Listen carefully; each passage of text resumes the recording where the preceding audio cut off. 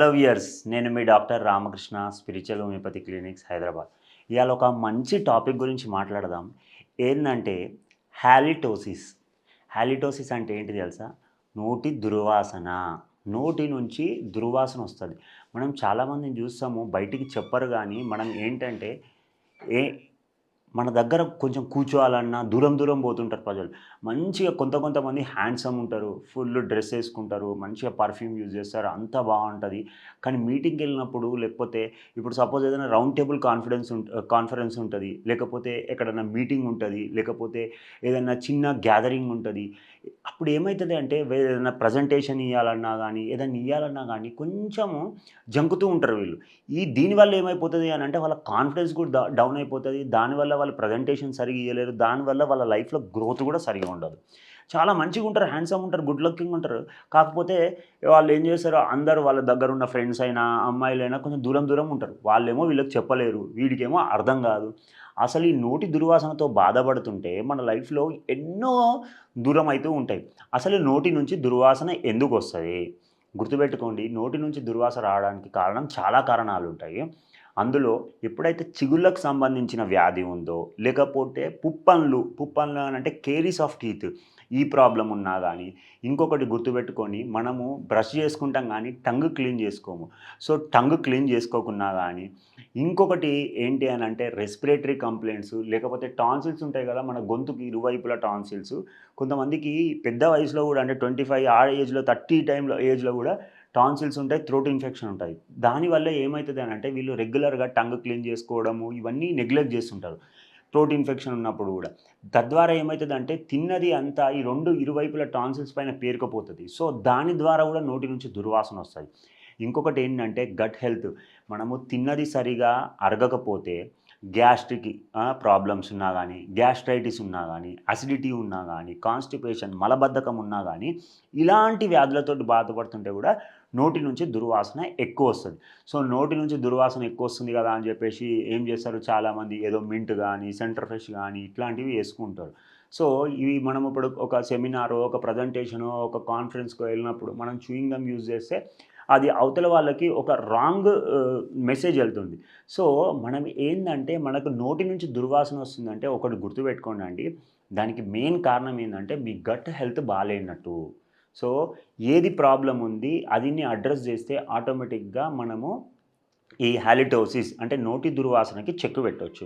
ఇంకొకటి హోమియోపతిలో చాలా మెడిసిన్స్ ఉన్నాయండి. యాంటిమ్ క్రూడ్ అని, యాంటిమ్ టార్ట్ అని, ఇంకొకటి ఏలియం సెపా అని, ఇంకొకటి చైనా అని, ఇంకొకటి కార్బోవెజ్ అని ఇలా చాలా మెడిసిన్స్ ఉన్నాయి. ఈ మెడిసిన్స్ మనం రెగ్యులర్‌గా తీసుకున్నట్టయితే అంటే ఏంటి మనకి ఎలాంటి ప్రాబ్లమ్ ఉంది. కొంతమందికి ఏంటి అనంటే టంగ్ గూడా మొత్తం వైట్‌గా అయిపోతుంటది. ఎందుకంటే సరిగ్గా క్లీన్ చేసుకోలేనప్పుడు.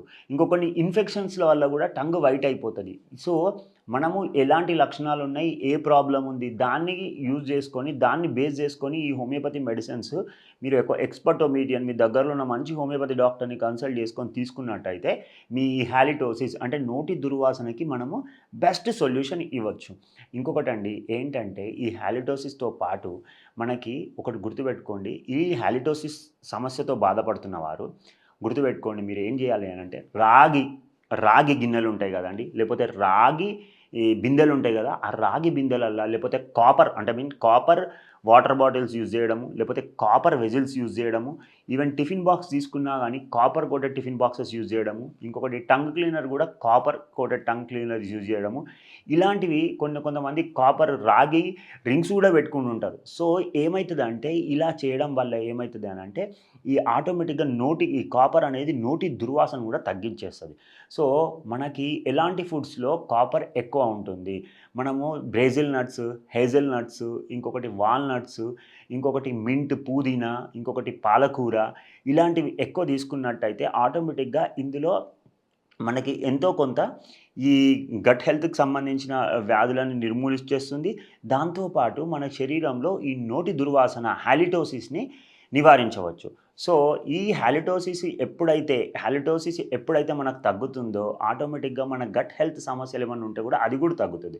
సో, నోటి దుర్వాసన వస్తుంది అనంటే మీ శరీరంలో జీర్ణ ప్రక్రియ బాలేదు అదొకటి. ఇంకొకటి పుప్పన్లు ఉంటే కూడా నోటి దుర్వాసన వస్తుంది. ఇంకొకటి చిగుర్ల వ్యాధి ఉంటే కూడా నోటి దుర్వాసన వస్తది. ఇంకొకటి ఏందంటే రెస్పిరేటరీ కంప్లెయింట్స్ గానీ, టాన్సిల్స్ గానీ ఇలాంటి డిసీజెస్ ఉంటే కూడా నోటి దుర్వాసన వస్తుంది. సో, నోటి దుర్వాసన వస్తుంది కదా అని నెగ్లెక్ట్ చేయకండి. అది మీ కెరియర్ పైన కూడా ఇంపాక్ట్ ఉంటుంది.